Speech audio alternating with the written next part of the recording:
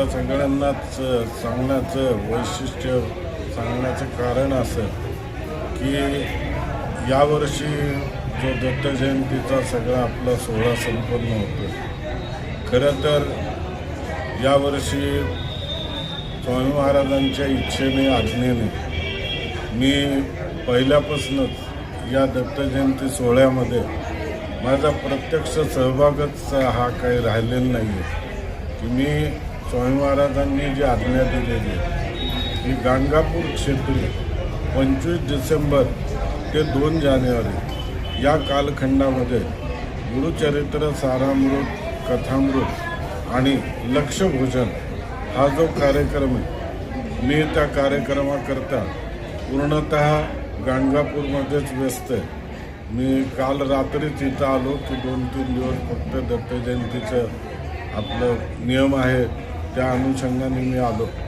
आणि हा जो गाणगापूरचा जो भक्ती सोहळा आहे हा खूप मोठ्या प्रमाणातला भव्य दिव्य कार्यक्रम आहे की ज्या कार्यक्रमामध्ये तेलंगणा, कर्नाटक, गुजरात, मध्य प्रदेश, गोवा, महाराष्ट्र या इथून सगळीकडून साधारणपणे 4 ते 4.5 हजार भाविक हे 8 दिवसाकरता तिथं राहणार आहेत. आणि पूर्ण त्या कार्यक्रमाअंतर्गत रोज दुपारी गावात मठामध्ये आणि संगमावर आणि रात्रीच्या वेळेलाही मठामध्ये संगमावर अशा दोन्ही ठिकाणी भिक्षेचं स्वरूपात सगळं अन्नदानाचा कार्यक्रम खूप विपुल प्रमाणात होणार आहे. आता दत्त जयंती झाली की 2 दिवसांनी तिथल्या मंडपाचं काम चालू होईल की साधारणपणे 100 बाय 200चा हा मुख्य मंडप राहील, 100 बाय 100चा हा भोजनाचा मंडप राहील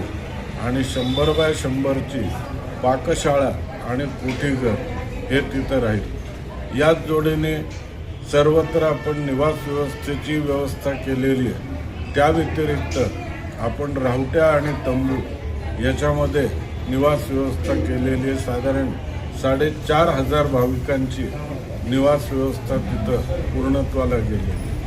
त्या कार्यक्रमाअंतर्गत 25 तारखेचा दिवस हा महत्त्वाचा दिवस आहे की गाणगापूर क्षेत्री असं सांगतात की अनुष्ठान आरंभ करताना किंवा अनुष्ठानाची समाप्ती करताना अष्टतीर्थ स्नानाला अनन्यसाधारण महत्त्व दिले.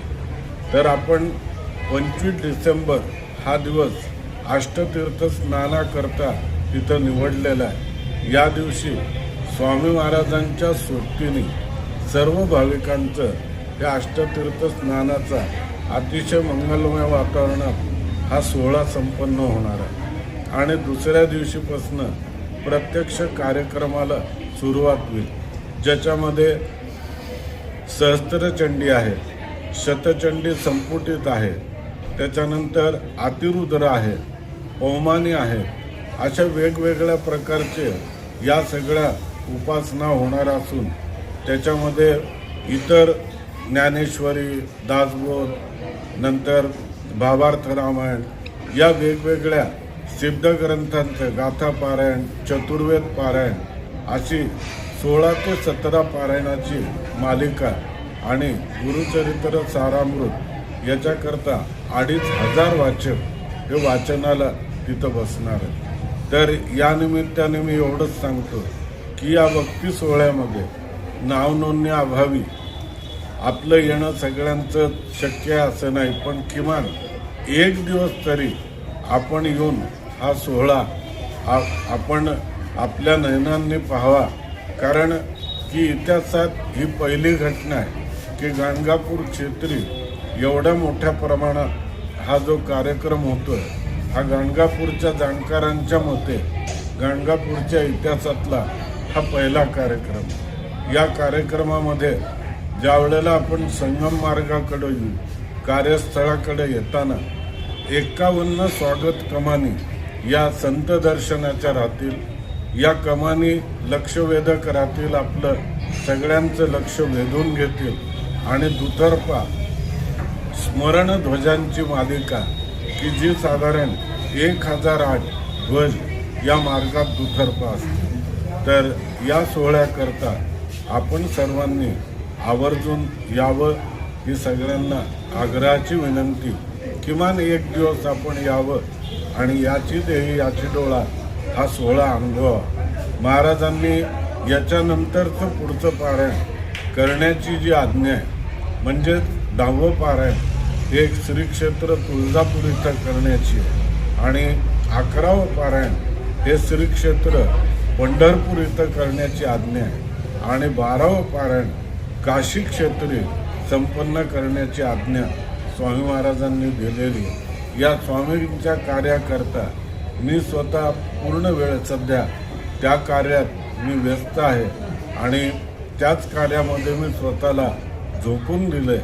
आणि विशेष बाब अशी की माझ्या गैरहजेरीमध्ये दत्तधाममध्ये होणारे विविध धार्मिक कार्यक्रम, या दत्त जयंतीच्या निमित्ताने दत्त जयंतीच्या धार्मिक कार्यक्रमाचं आयोजन या सगळ्याची जबाबदारी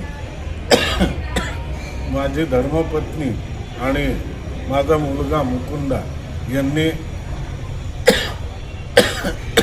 खूप चांगल्या रीतीने पार पाडलेली आहे. तर नेमकं यावर्षी त्यांनी काय काय याच्यामध्ये आयोजन केलं आहे याची माहिती ते दोघंच माझ्यापेक्षा आपल्याला चांगली देऊ शकतात. श्री गुरुदेव दत्त. दत्तधामला नित्यनैमित्तिक कार्यक्रम होतच असतात, पण दत्त जयंतीच्या निमित्ताने आपण अतिरुद्र ठेवलेला आहे. 11 दिवसांमध्ये अतिरुद्र या इथे होत असतो आणि रोजचं अन्नदान असतं. ज्याप्रमाणे अभिषेक असतील त्याप्रमाणे रोज 1,500 ते 2,000 लोक इथे अन्नदानासाठी येत असतात. त्यानंतर आपलं फुलांचा गालिचा असतो. त्यासाठी आपण साधारणपणे 3 ते 4 क्विंटल फुलं आणतो फुलांच्या गालिच्यासाठी. महारुद्रही आहे याच्यामध्ये.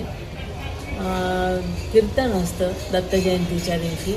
दत्त जयंतीच्या निमित्ताने आपण दरवर्षी कीर्तनाचा कार्यक्रम ठेवतो.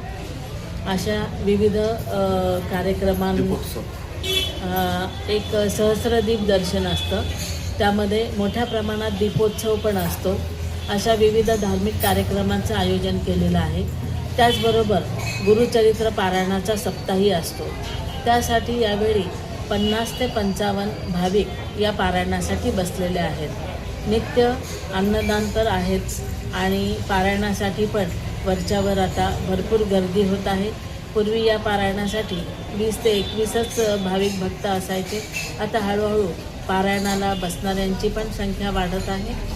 अशा प्रकारे छान धार्मिक कार्यक्रम मोठ्या प्रमाणात इथे साजरा होतो. दत्त जयंतीच्या दिवशी संध्याकाळी दत्त जन्मानंतर आपली दत्त जयंतीची पालखी पण निघत असते. पालखीच्या आपण 11 प्रदक्षिणा करत असतो. त्यावेळी दीपोत्सव पण मोठ्या प्रमाणात असतो. असा विविध कार्यक्रमांचा इथे संगम असतो. आपले सर्व भाविक भक्त सेवेकरी आपल्याला मनापासून इथे मदत करतात, येतात. कोणालाही सांगायची वेळ येत नाही. त्यामुळे खूप छान प्रमाणात हा कार्यक्रम होतो. आवाहन करा सर्वांनी यावं. तर या कार्यक्रम पाहण्यासाठी दत्त जयंतीचा सर्वांनी आवर्जून यावं. आपल्या डोळ्यांचं पारणं फिटेल अशा प्रकारचा कार्यक्रम इथे साजरा होतो. आणि हा कोणाही एकट्या दुकट्याचा कार्यक्रम नाही. सगळे सर्वजण मिळून इथे आम्हाला खूप इतकी मदत करतात की त्यांचं मोल करणं खरंच कोणत्या शब्दात मोल करू शकत नाही. अशा प्रकारे सर्वजण सर्व प्रकारची सेवा करतात, ज्याला जी जमेल ती. त्यामुळे सर्वांनी यावं आणि दर्शन, प्रसाद, दीपोत्सव, गालिचा या सगळ्याचा आरास असेल. सगळ्यांनी अगदी नयनरम्य स्वरूपातला हा कार्यक्रम पाहण्यासाठी दत्त जयंतीच्या दिवशी संध्याकाळी 6 वाजता नक्की या ही विनंती आहे. श्री गुरुदेव दत्त. या कार्यक्रमासाठी दरवर्षीप्रमाणेच हा कार्यक्रम यावर्षी पण मोठ्या प्रमाणात साजरे होते. आत्ताच आईसाहेबांना सांगितल्याप्रमाणे या ठिकाणी लघुरुद्र महारुद्र असेल, त्याचा अतिरुद्र आपण करतोय 11 दिवसांमध्ये पूर्ण. गुरुचरित्राचे पारायण सोहळा असेल, विविध धार्मिक कार्यक्रमासोबतच गालिचाचा कार्यक्रम असेल, किंवा भोजनाचा कार्यक्रम असेल किंवा महाप्रसादाचा कार्यक्रम असेल, हे सगळे कार्यक्रम जे आईसाहेबांनी सांगितलं की सगळ्यांच्या सेवेतनं सगळेजण सहकार्य करतात, या सगळ्यांच्या सहकार्यातनं हा कार्यक्रम मोठ्या प्रमाणात साजरा होतो आणि त्यामुळे कुठल्याही प्रकारची अडचण हा कार्यक्रम साजरी करत असताना येत नाही. विशेष करून परभणीकर आणि आजूबाजूच्या परिसरातले नागरिक आणि सर्वांनी खूप सहकार्य आजपर्यंत केलेलं आहे. यापुढे त्यांचं सहकार्य लाभतंय आणि असंच सहकार्य यापुढे लाभणार आहे हे निश्चितच आहे. त्यामुळे मी सगळ्या परभणीकरांना अशी विनंती करतोय, दत्तधाम परिवाराच्या वतीनं, अखंड सद्गुरू सेवा संघाच्या वतीनं, की दरवर्षी तुम्ही जसं या कार्यक्रमासाठी आवर्जून उपस्थित राहत असता, तसंच यावर्षी देखील आपण आवर्जून या कार्यक्रमासाठी उपस्थित राहून या नयनरम्य डोळे दिपून जाणाऱ्या कार्यक्रमास सहकार्य करून आपण आपल्या डोळ्यांनी डोळा हा सोहळा आपण प्रत्यक्ष येऊन पाहावा, एवढं मी सगळं परभणीकरांना आवाहन करतो. शेवटी सगळ्यांनी यावं ही परत एकदा विनंती करतो. श्री गुरुदेव दत्त.